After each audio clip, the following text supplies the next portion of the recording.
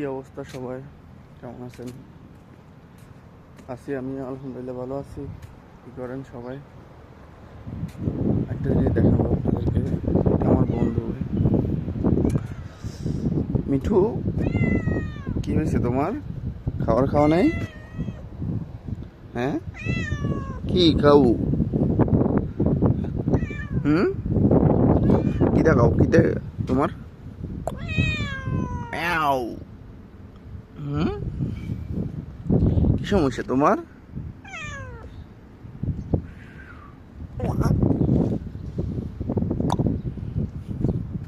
Bye bye. ক্ষুধা লাগছে তার জন্য এত সিলেটেছে। যাক, আমি তো এখন দূরে আছি, না হলে তারে অনেক কিছু খাওয়াইতাম। সবসময় খাওয়াই, এখন একটু দূরে আছি, আমার হাতেও কিছু নাই, তার জন্য কিছু খাওয়াইতে পারতেছি না।